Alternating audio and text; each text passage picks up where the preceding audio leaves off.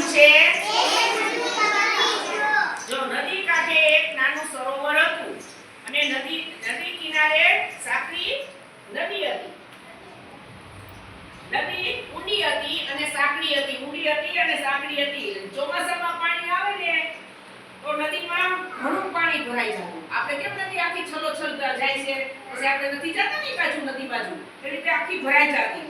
ગામના લોકોને સામે કાંઠે જવું હોય ને તો એક એકને જવું પડતું. એટલો કઈ ભૂલ હતો, કેટલો એક વ્યક્તિ જાય એટલો જ.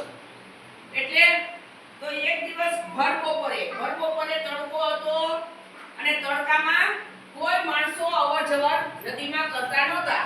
તો એક ઓલે સામેથી કૂતરો આવતો હતો, આ બાજુથી કૂતરો આવતો હતો.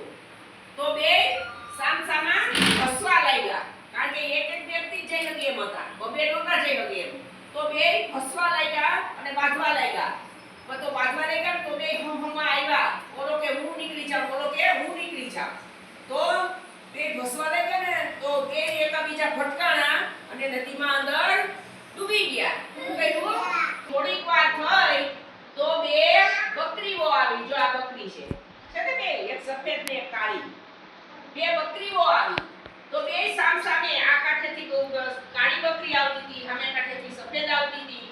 તો બે હમિયો આવતી હતી. તો બે એટલી ડાયો હતી, સમજુ હતી કે એકબીજાને સમજી શકે.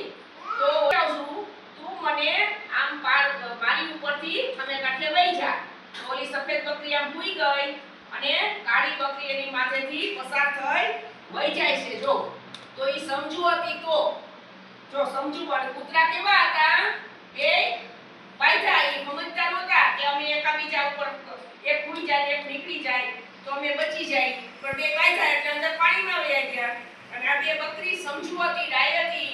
એટલે જો એક બકરી ભૂઈ જાય છે અને એક બકરી આમ વહી આવે છે આ બાજુ, અને બીજી બકરી પછી ઊભી થઈને ઓલી બાજુ વહી જાય છે.